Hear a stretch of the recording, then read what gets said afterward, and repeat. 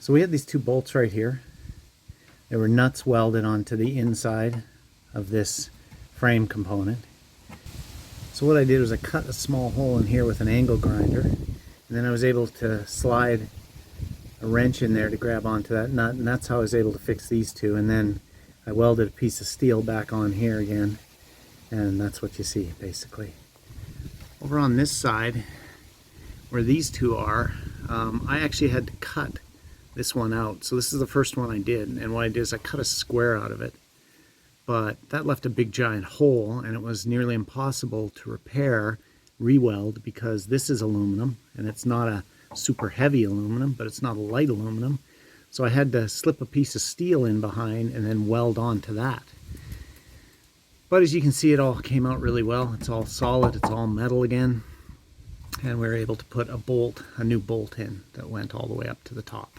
It's actually, this is the one that was the new bolt, and that's where I cut it out. It would have been better to just come up here and cut a hole and then slip a wrench in. So if you find that you bust these out and those welded nuts or the welded bolts on the inside don't stick anymore, the best thing you can do is cut a hole up in here, slide a wrench in, and then re-weld. You just have a little bit to re-weld up in here. It's not going to be anything to do with the frame. But that's where it sits right now. But we have another issue now. Now we got an issue with suspension. The truck's been sitting so long, months now, that we've got an issue with the suspension. It's making noise. So it's not bearings. It's not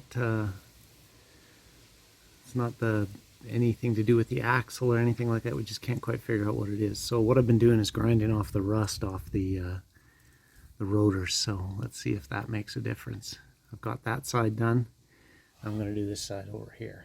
See if I can grind off the rust of that rotor. And hopefully that fixes the issue.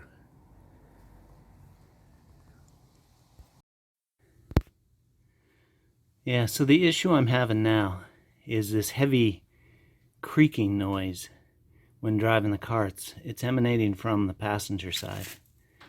And I've tightened up all the suspension. The axle's secure, the steering is secure, everything is secure.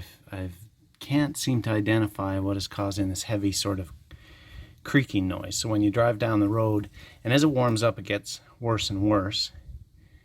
And now I've started to look at the braking system, because it is a consistent rolling noise. So we'll have to see what is actually causing this to happen by doing some exploratory surgery here.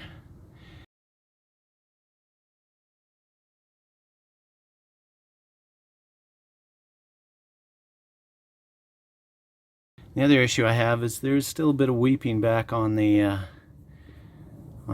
power steering rack, and that's a new power steering rack, so I'm now got to hunt down where that weepage is coming from on the power steering boot. You can see that one up there is perfectly dry, but on the other side, underneath the actual piping, that's where it's still weeping, and that was the original thing that would have failed this truck on inspection. So that's why I replaced the whole steering rack. So, but that's what we're looking at right now. So I'll keep doing exploration and let you know.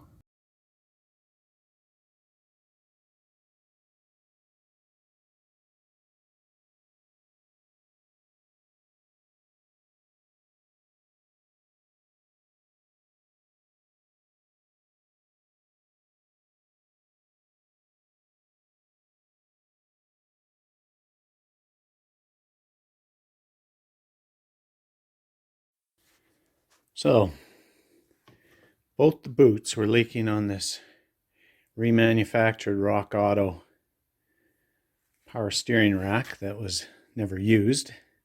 Well, it was used for a few miles. It took it that long to figure out that the boots were filling up with oil. Of course, it's a year after we bought this thing, or just about a year, short a couple of months.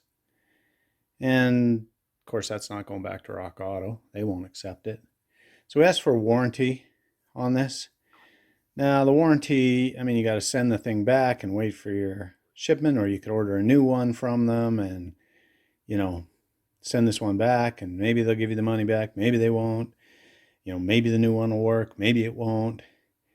But we got the new one anyways. We'll try to send this one back, but the other problem is sending this back. So when Rock Auto ships out stuff, they get a big discount on their shipping stuff. When the average person tries to ship something like this back, well, that's going to cost a lot of money. And I really don't think I'm going to get refunded the entire amount, which was, I don't know, a little over 300. And this new one is going to be closer to 400 when it's all shipped. So I basically think I'm getting took here, and I'm going to give it one more try. But this is the last time. I mean, if this doesn't work, then I could have, like, I'm into this $800 now pretty well. You know, $800. I could have bought a brand new one of these, you know. So probably could have gone into the local Honda store and bought a new one of these for, you know, less. So it's a bit of a ripoff, but we'll see how it works out. I mean, you know, things happen. Obviously, if it's leaking out of two boots, there's something seriously effed up with this thing when they remanufacture it. I just don't think they put the seals in. That's what I think. I think there's no seals in there. And the fluid just leaked out around it. Because we really didn't do anything tragic to this thing. I mean, you see there's no damage on it or anything. And outside of this little bit of mucking around, there's no way this thing should have quit that quickly. So we're going to get the new one. We're going to pop it in. It's only going to take a couple hours to pop in this time. We're going to pop it in. We're going to drive it around immediately. We're going to see if that leak comes back. Of course, we're also going to take it in and get it inspected quickly before the leaks occur. And we'll see where we go from there. But this was a tragedy and a rip-off, to say the least. But it pays your money and takes your chances on the internet, I guess. Sadly. Not like I can afford a freaking $400 power steering rack. Insanity. Can't even afford the utility bill, for Christ's sake. Well, there's the new steering rack for the Honda. It's identical to the old steering rack. We're going to try to get a warranty replacement. The old one never worked. Like, it worked, but it just leaked right out of the gate. Now this one is going in right away, and we'll see if it leaks as well. I don't have a lot of faith that it won't. I'm thinking that these rebuilt steering racks are shit. But we'll find out. We'll find out whether we get a refund on the other one. I'm highly suspicious that won't happen either. Of course, for our $300+ plus shipping, we, you know, did get a magnet. So I guess it's not 100% loss. Okay, the new rack is in. I've driven it around a bit. You can see there's no leaks there. We'll take a look at the other side in a bit here. And as we can see on this side, there's no leakage either. This is on the driver's side. I would not recommend you undo these unless it seems like they're capable of undoing. We did, however, undo this bolt. And of course we took out all the bolts on the back of the subframe. And the second thing is that shield up there, those shields that I mentioned in the previous video, if you drop the subframe down, you do not need to take those out because you'll be able to access all the bolts back up in here. So no need to take out those heat shields, and no need to undo these two bolts on both sides. You can loosen them if you think that'll help, but be very careful about not busting out those rust welded in nuts behind there. See that VSA and that VTM, that symbol right above the VTM? That will occur when you're driving your vehicle if your steering wheel is out of whack. It's got to be dead on perfect, and it's hypersensitive to that. if this steering wheel is not dead on perfect, it will show that warning sign, that VSA and that other warning sign, and while you're driving down the road. I mean, there's some things you can do to try to reset it, and there's also a process of turning the wheel all the way to the right and all the way to the left a couple of times with the engine running. There's also another mechanism for newer vehicles where you turn the wheel 90 degrees one way, then 180, then 180 back, and then back to 90, and then turn off the engine and restart it. But that's for resetting it with a tool. I don't understand. My freaking neighbor is like constantly out here whenever I'm out here. It's creepy. It's like a stalker. I got a stalker. Really weird.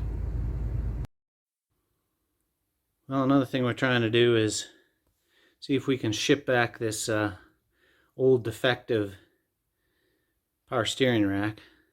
Got it at Rock Auto. We're past the time to return it to Rock Auto. We asked them to do a manufacturer's return, but I have to see how much this is going to cost to ship it, because my guess is it's going to be in the hundreds of dollars.